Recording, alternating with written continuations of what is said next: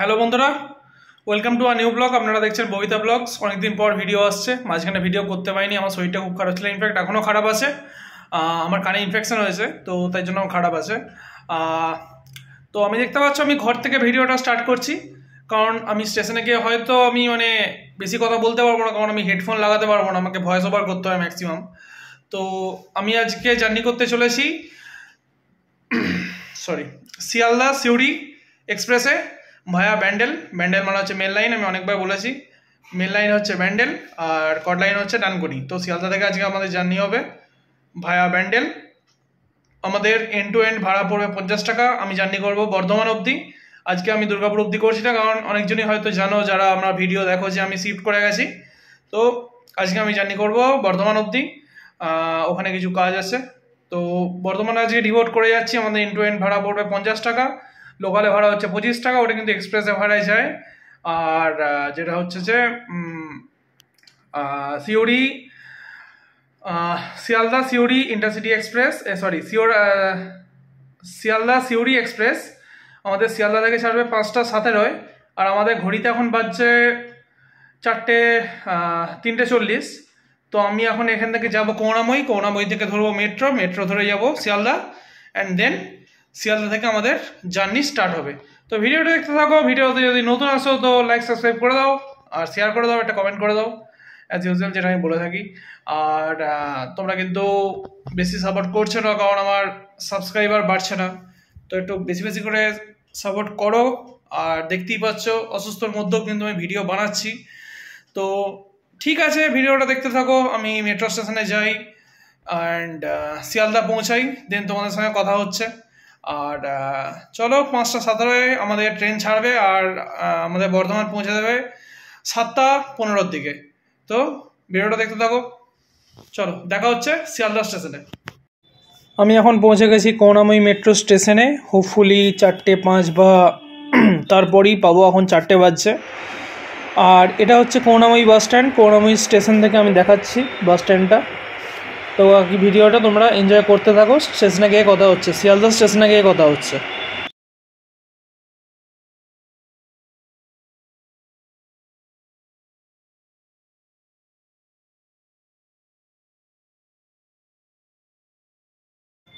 আমাদের ট্রেন কিন্তু দিয়ে দিয়েছে 7 নম্বর প্ল্যাটফর্মে। তো চলো, এটা হচ্ছে আমার ব্যাগ, জানলার ধারে সিট, ঠান্ডা লাগবে জানি, তাও ঠিক আছে। বাথরুমের রিভিউটা দিয়ে দিই। বাথরুমের জঘন্য অবস্থা, ঠিক আছে, প্রচণ্ড স্মেল, বাজে স্মেল। আর এই সাইডে একটা ডাইপার রাখা আছে, that is a good practice, কি ও হোলটাতে দেয়নি যাতে ব্লক না হয়ে যায়। This is a good practice, I think.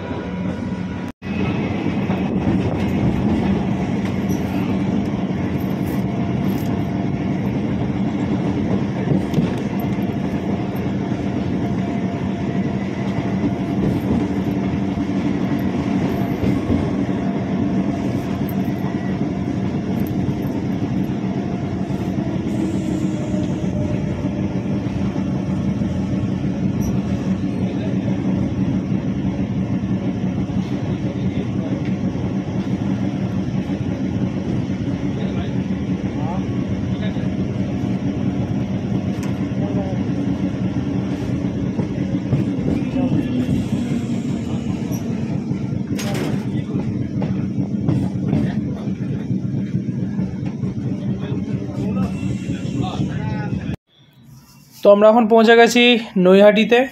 তো নৈহাটি জংশন, কারণ এখান থেকে দুটো লাইন ভাগ হয়ে যাচ্ছে, একটা চলে যাচ্ছে ব্যান্ডেলের দিকে আর একটা চলে যাচ্ছে কৃষ্ণনগর কল্যাণীর দিকে। আর এইদিকে যদি দেখি আমরা, এইদিকে একটা লাইনে যাচ্ছে, সেটা হচ্ছে শিয়ালদার দিকে। বাকি ভিডিওটা দেখতে থাকো।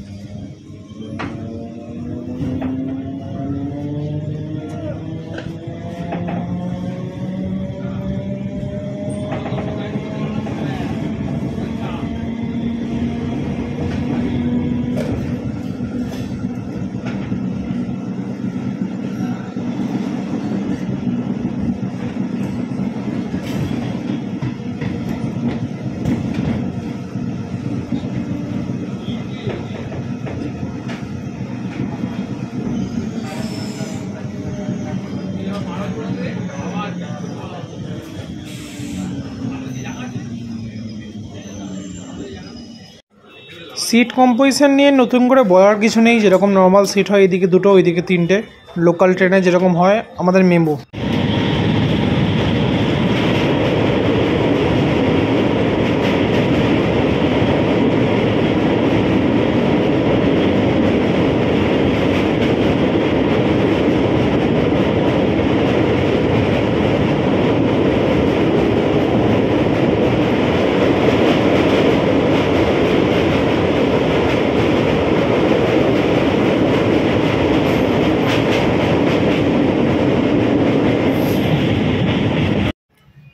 ব্যান্ডেল জংশনের সম্বন্ধে একটু বলে দিই। ব্যান্ডেল জংশন, কারণ এখান থেকে কিন্তু অনেক রুট ভাগ হয়ে যাচ্ছে, ঠিক আছে, চারদিকে রুট ভাগ হয়ে যাচ্ছে। আমরা যদি আপের দিকে দেখি, দেন এটা চলে যাচ্ছে একদিকে কাটোয়া, একদিকে বর্ধমান। আর যদি ডাউনের দিকে দেখি, একদিকে চলে যাচ্ছে নৈহাটি, একদিকে হচ্ছে হাওড়া। এটা আমাদের হচ্ছে সবথেকে ইম্পর্টেন্ট স্টপ বলা যেতে পারে, বা ইম্পর্টেন্ট হল বলা যেতে পারে। আর মেন লাইনের সবথেকে ইম্পর্টেন্ট স্টেশন হচ্ছে ব্যান্ডেল। আমি যখনই মেনশন করি মেন লাইন, কড লাইন, আমি কিন্তু এই দুটো স্টেশন বারবার বলি। ব্যান্ডেল হচ্ছে মেন লাইন, ডানকুনি হচ্ছে কড লাইন, যদি আমরা শিয়ালদা দিক থেকে দেখতে যাই তো।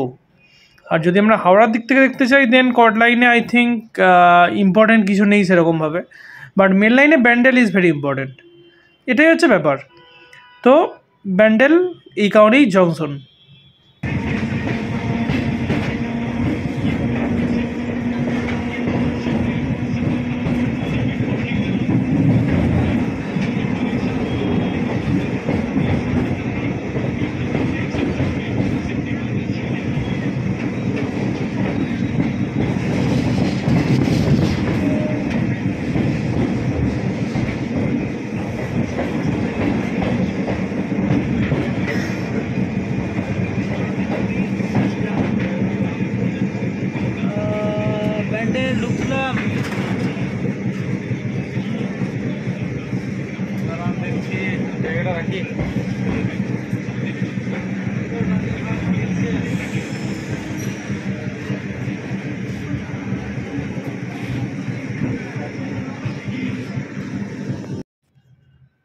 আমি হোয়ার ইজ মাই ট্রেনে স্পিড চেক করি বা শিডিউল চেক করি।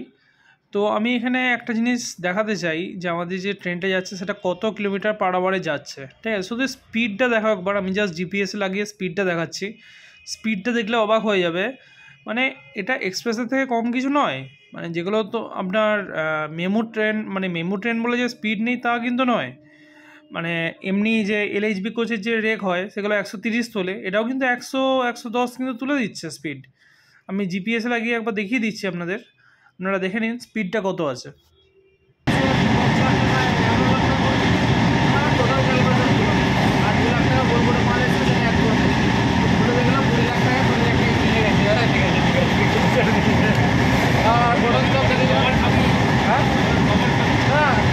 গোডাউন স্টক বললো 4 লাখ টাকা অ্যাভাব আছে, 4 লাখ প্লাস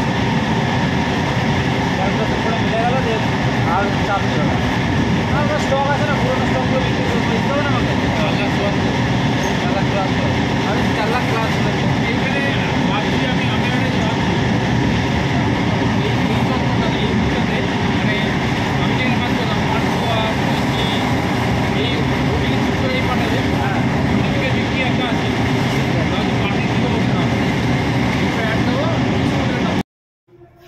এখানে আমি জানলার ধারে বসে আছি, জানলাগুলো খোলা আছে, আমারটা বন্ধই আছে, আমি বন্ধ করে রেখেছি। সবাই কিন্তু সোয়েটার পরে আছে, জ্যাকেট পরে আছে, আমি কিন্তু হাফ জামা পরে যাচ্ছি। আমি কিন্তু প্রচুর ঠান্ডা লাগছে আমার। তো আমি কিন্তু বর্ধমানে ডিভোট করে গেছি। আমাদের ট্রেন 2 নম্বর প্ল্যাটফর্মে এসছে এবং 5 মিনিট আর্লি ঢুকেছে। এটা হচ্ছে আমাদের ট্রেন, মেমু রেকের ট্রেন। চলো বাইরে গিয়ে কথা হচ্ছে।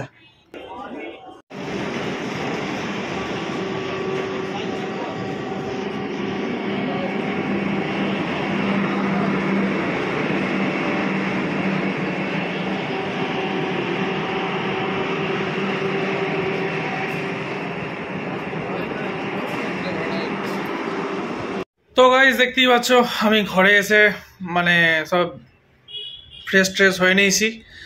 আর আমাদের ট্রেন আছে রাইট টাইমই ছিল, নৈহাটিতেও রাইট টাইম ঢুকেছে, ব্যান্ডেলও রাইট টাইম ঢুকেছে, বর্ধমানেও রাইট টাইম আর্লি ঢুকেছে। রাইট টাইম তো দূরের কথা। তো বর্ধমানের টাইমিংটা আমি ভুল বলেছিলাম, ওটা 8:35 টাইম, সরি 7:35 টাইম, 7:15 বলেছিলাম বোধহয়। তো যাই হোক, যদি ভিডিওটা ভালো লাগে একটা লাইক সাবস্ক্রাইব করে দেবে, আর কমেন্ট করে দিও কেমন লাগলো, আর সবার সঙ্গে শেয়ার করে দিও, বন্ধু বান্ধবী যেই আছে না কেন, ঠিক আছে। আর একটু সাপোর্ট করো, আর দেখা হচ্ছে পরের ভিডিও খুব তাড়াতাড়ি। এবার ভিডিও আনবো, খুব তাড়াতাড়ি আনবো।